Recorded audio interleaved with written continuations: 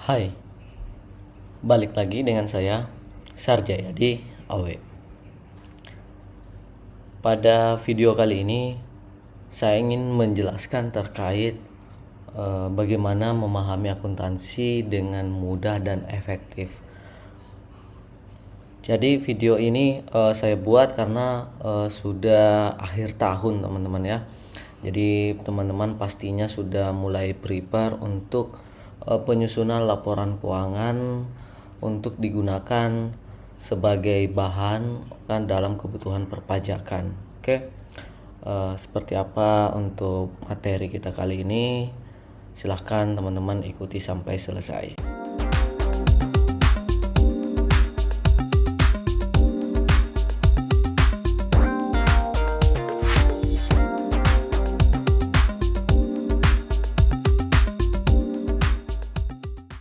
Untuk memahami akuntansi, memang untuk pemula ya, itu tampak rumit sekali atau susah untuk dipahami. Namun dengan pendekatan yang tepat, itu kamu dapat dengan mudah memahami konsep kemudian kunci utama dari pemahaman akuntansi ini adalah membangun fondasi yang kuat pada prinsip-prinsip dasar akuntansi. Kemudian teman-teman harus perbanyak latihan menjurnal transaksi keuangan. Oke. Di sini saya sedikit menjelaskan teori ya. Ini dapatnya juga dari internet. Silahkan teman-teman searching untuk lebih detailnya. Namun saya ingin menjelaskan bahwa akuntansi itu sebuah proses yang sistematis untuk mencatat, kemudian mengklasifikasi, meringkas dan menyajikan informasi keuangan suatu organisasi. Nah, untuk ruang lingkup akuntansi sendiri itu mencakup bidang-bidang seperti pencatatan, ada proses analisa data atau analisis, kemudian pelaporan dan pengambilan keputusan berbasis data keuangan. Jadi ibaratnya jika teman-teman punya usaha, nah ada yang menyusun, kemudian dari laporan yang dihasilkan teman-teman pergunakan untuk menyusun keputusan atau kebijakan-kebijakan yang teman-teman ingin terapkan ke depannya terkait keuangan ya, tanda kutip. Nah, untuk konsep dasar akuntansi sendiri yaitu debit dan kredit. Nah, teman-teman harus pahami ini. Jadi di akuntansi teman-teman pasti akan sering mendengar temannya atau mungkin orang-orang di luar sana yang sudah aktif bekerja di bidang keuangan atau accounting itu sisi debit dengan sisi kredit. Nah, untuk debit itu sebenarnya ialah mencatat peningkatan aset, kemudian beban dan prefect. Kalau ini untuk CV ya, tapi pada prinsipnya hanya aset kategori besarnya ya, aset dan beban saja. Kenapa? Karena untuk yang dimaksud dengan peningkatan aset ini itu yang tadinya asetnya misalnya ya nilainya 10 juta kemudian mengalami peningkatan menjadi 15 juta misalnya. Berarti teman-teman harus mencatat 5 jutanya itu di debit. Jadi itu konsepnya. Beda hal dengan kredit. Kalau kredit itu mencatat peningkatan kewajiban, kemudian pendapatan dan ekuitas atau modal ya. Jadi ketiganya ini apabila saldo atau nilainya mengalami penambahan, maka teman-teman harus menjurnal atau menyimpan nilainya ini di sisi kredit.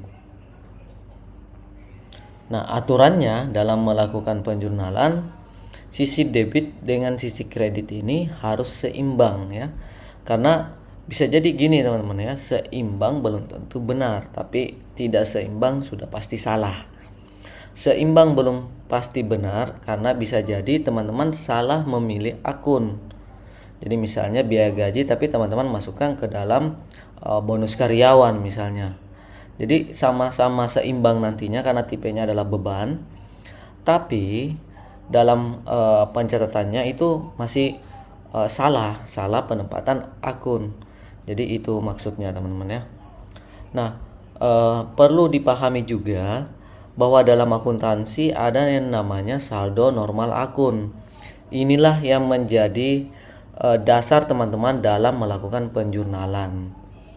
Jadi ini di video saya sebelumnya saya sudah jelaskan bagaimana tingkatan dari sebuah akun, mulai dari aset, di mana di dalam aset itu ada namanya aset lancar, kemudian aset tetap dan aset lainnya. Kemudian kewajiban itu terbagi juga jangka pendek, jangka panjang, modal, pendapatan dan beban. Jadi pengklasifikasiannya itu saya sudah pernah bahas di video sebelumnya. Nanti coba saya cari kembali untuk videonya dan sematkan linknya ya teman-teman ya. Oke, jadi saldo normal akun ini untuk refresh kembali, untuk aset itu normalnya di debit, kemudian kewajiban di kredit, modal di kredit, pendapatan di kredit, beban debit, dan prive itu saldo normalnya debit. Oke. Sekarang mari memahami siklus dari akuntansi itu sendiri.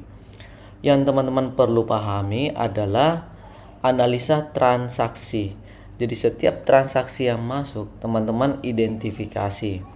Jadi baik dari apa maksud transaksinya, kemudian metode pembayarannya, misalnya dia tunai atau kredit atau istilahnya minjam teman-teman ya. Atau teman-teman harus tahu juga ini piutang atau hutang. Intinya teman-teman harus bisa menganalisa transaksi dari usaha yang teman-teman ingin kerjakan, penyusunan laporannya. Kemudian pencatatan jurnal. Nah, di sini sudah masuk step awal atau tahap awal itu yaitu melakukan penjurnalan transaksi. Jurnal inilah yang dikenal dengan aturan yang umum ya, debit dengan kredit. Jadi semuanya harus dimasukkan apa yang debitnya, kemudian apa yang akun kreditnya dari suatu transaksi. Nah, nanti terakhir akan dihasilkan laporan keuangan dan laporan pendukung ya atau lainnya. Namun teman-teman di sini jika menggunakan Excel ataupun software akuntansi itu biasanya dengan teman-teman menjurnal itu laporannya sudah otomatis akan dihasilkan. Sebentar saya akan perlihatkan ya seperti apa yang saya maksudkan. Nah, untuk cara mencatat transaksi keuangan, teman-teman harus melengkapi informasinya. Jadi harus jelas tanggalnya berapa, tanggal berapa transaksinya terjadi, kemudian nomor buktinya, kemudian deskripsinya apa, harus jelas transaksi ini. Misalnya membeli barang dagang di PT A misalnya, kemudian nilainya berapa, teman-teman harus jelas itu dulu. Informasinya teman-teman harus miliki. Kemudian pisahkan debit dan kreditnya. Pisahkan pencatatan sisi debit dan kredit dengan rapi dan konsisten.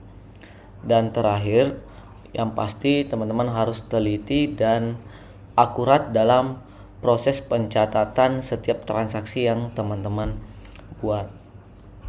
Nah, untuk teknik dan prosedur dalam membuat jurnal ya. Jadi pertama memang harus analisa transaksi, identifikasi akun yang terlibat dan efeknya pada debit atau kredit. Nah, sebentar saya akan perlihatkan ya. Kemudian penentuan jumlah. Tentukan nilai nominal untuk setiap sisi debit dan sisi kreditnya. Terakhir silahkan buat jurnalnya kalau semua sudah teman-teman dapatkan untuk data yang akan diproses. Nah, untuk menghindari kesalahan dalam penjurnalan ya, di sini teman-teman harus teliti ya. Jadi sudah pasti solusi utamanya adalah teman-teman harus meneliti betul-betul transaksi yang teman-teman input itu masuk kategori transaksi penerimaan atau transaksi pengeluaran misalnya ya, atau transaksi lainnya, pembelian aset, pembelian perlengkapan. Jadi teman-teman harus paham dulu untuk transaksi tersebut supaya kesalahan dalam penjurnalannya itu bisa dihilangkan. Nah, contoh penjurnalan transaksi umum ya. Jadi tanggal 1 Januari ini misalnya saja teman-teman ada setoran modal awal ya. Jadi setor modal awal sebesar 50 juta. Nah, secara jurnal itu kasnya 50 juta, modalnya 50 juta. Tapi untuk analisanya seperti ini teman-teman ya. Tanggal 1 Mei ya. Anggap saja ini. Keterangannya adalah setoran modal ya. Nah, akun debit dan akun kreditnya ini karena kan nominalnya adalah 50 juta. Oke. Jadi ini ada 50 juta. Kita buat saja 50.000 dulu. Ini dalam ribuan teman-teman ya. Teman-teman harus menganalisa setoran awal ini, setoran modalnya ini misal ya, kita asumsikan ini dalam bentuk tunai atau dalam bentuk uang yang disimpan di bank. Berarti kan akunnya adalah akun bank. Nah, bank ini merupakan kategori aset, kewajiban, modal, pendapatan atau biaya. Nah, secara struktural itu bank merupakan aset dari perusahaan atau aktivanya ya, atau hartanya perusahaan. Nah, itu masuk kategori aset. Kemudian cek lagi ini menambah asetnya atau mengurangi aset. Kalau dari transaksinya setoran modal sudah dipastikan bahwa dengan memberikan uang dalam bentuk bank berarti teman-teman mendapatkan dana. Berarti asetnya atau hartanya perusahaan teman-teman itu mengalami peningkatan. Berarti teman-teman harus buatnya di debit saldonya. Berarti debitnya adalah kas ya atau bank. Kemudian akun kreditnya apa? Nah, karena yang ditambahkan adalah modal, maka otomatis modalnya yang tadinya 0 misalnya itu jadi 50 juta. Berarti modalnya bertambah di kredit sesuai aturan ya. Jadi ini ini modal ya. Nah, sesuai dengan saldo normal akun atau rumus dasar yang kita gunakan sebagai acuan, itu pasti akan masuk dalam kolom penjurnalan itu sesuai dengan posisinya masing-masing selama teman-teman berpedoman dengan saldo normal yang ada di sini. Saldo normal artinya ada peningkatan yang tadinya tidak ada atau yang tadinya ada tapi meningkat ya. Jadi seperti itu. Yang tadinya 10.000 menjadi 50.000. Kalau 10.000 turun menjadi 9.000 misalnya, berarti itu saldo tidak normal. Berarti kebalikan dari debit yang digunakan. Oke. Kita perlihatkan teman-teman ya. Seperti apa untuk cara yang simpel sekali, cara yang sederhana teman-teman dalam menggunakan Excel untuk membantu mempercepat proses penyusunan laporan keuangan. Laporan keuangan sebenarnya ada 4 komponen utama ya. Jadi ada neraca, laba rugi, arus kas, kemudian laporan perubahan modal atau perubahan ekuitas. Namun di literasi yang di dunia pendidikan juga itu masukkan biasanya catatan atas laporan keuangan atau yang menjelaskan detail dari masing-masing saldo yang ada pada laporan yang teman-teman sudah hasilkan. Jadi seperti itu. Nah, jika menggunakan Excel sebenarnya bisa lebih mudah teman-teman ya, bisa mempercepat. Misalnya ini adalah JU001, keterangan transaksi misalnya ini ada penjualan pembelian ya. Jadi pembelian barang dagang. Oke. Nah, pembelian barang dagang kita anggap ini secara tunai. Oke. Nah, secara pembelian barang secara tunai, teman-teman harus bisa menganalisis transaksinya. Pembelian barang berarti beli barang sudah pasti dapat barangnya. Pertanyaannya cuma dua. Apakah uangnya yang akan berkurang karena teman-teman gunakan untuk membayar pembelian tadi, ataukah teman-teman minjam dulu atau berhutang ke vendor tersebut. Jadi ada dua. Nah, yang kita asumsikan bahwa barang dagang ini sudah pasti teman-teman miliki. Nah, kalau teman-teman ngakuinnya bahwa barang dagang ini dimiliki, berarti barang dagangnya sudah pasti adalah persediaan. Akun persediaan adalah harta atau aset. Jadi di sini bisa teman-teman buat, anggap di sini persediaan perlengkapan ya. Itu sudah pasti di debit ya. Jadi sudah pasti masuk debit karena yang tadinya belum ada persediaan menjadi ada. Kemudian akun kreditnya, kalau misalnya ini adalah pembelian kredit, berarti di sini adalah hutang usaha. Untuk penjelasan akun, kembali lagi saya sudah jelaskan detailnya ada di video sebelumnya. Jadi teman-teman bisa cek kembali. Namun di sini saya langsung saja karena ini tunai, berarti uang atau kasnya teman-teman itu berkurang. Makanya harta yang berkurang itu posisinya ada di kredit. Jadi kita buat di sini adalah kas tunai misalnya 50.000 ya yang tadi. Kemudian contoh yang kedua saya buat lagi. Jadi contoh yang kedua misalnya secara kredit ya. Saya ingin membuktikan bahwa dengan mengikuti formula tadi saldo normalnya itu teman-teman tidak akan salah dalam menempatkan debit dan kreditnya. Nah, pembelian barang secara kredit tetap sama saja, di mana teman-teman sudah pasti akan memperoleh barang tersebut.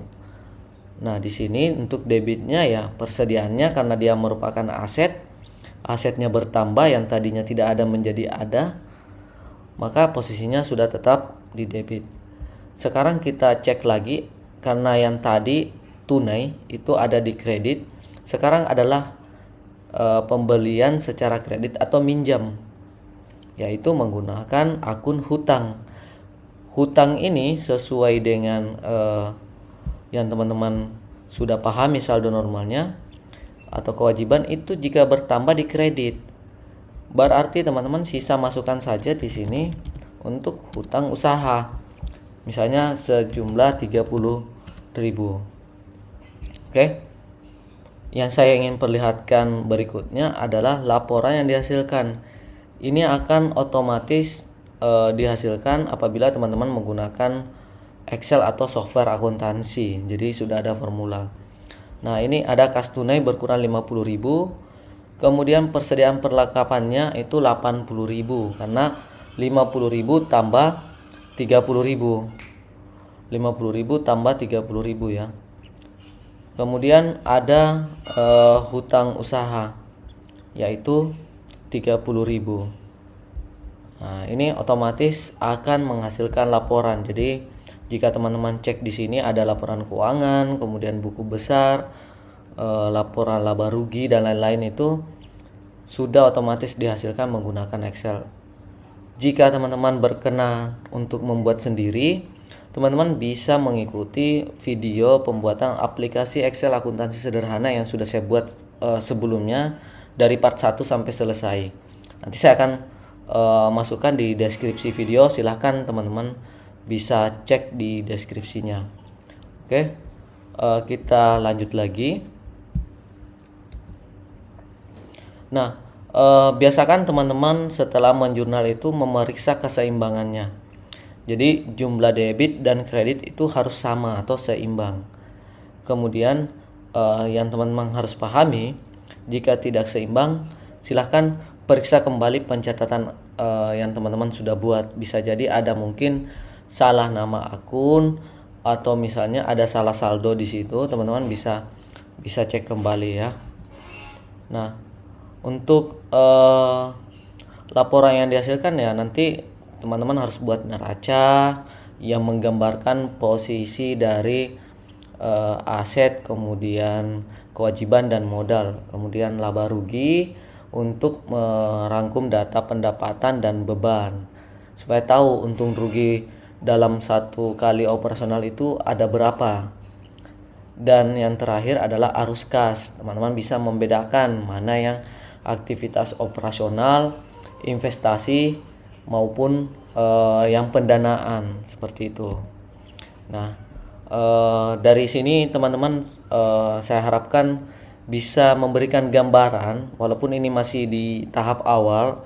Berikutnya kita akan kembangkan untuk pembelajaran akuntansinya, baik dari studi kasus transaksi-transaksi yang mungkin teman-teman bisa bantu juga berikan masukan masuk kategori mana saja yang akan teman-teman akan buat terlebih dahulu. Silakan masukkan di kolom komentar ya. Jadi diinfokan boleh membuat misalnya usaha laundry, restoran dan lain-lain, teman-teman bisa masukkan. Oke, saya rasa cukup sekian untuk videonya. Bagi teman-teman yang merasa video ini bermanfaat, silahkan like, dan jika tidak bermanfaat silahkan dislike. Jangan lupa di subscribe dan nyalakan lonceng notifikasi untuk mendapatkan update terbaru apabila video-video yang terbaru sudah saya posting atau sudah dipublish. Oke teman-teman, cukup sekian. Salam sehat selalu dan salam sukses selalu dari saya, Sarjayadi Awe.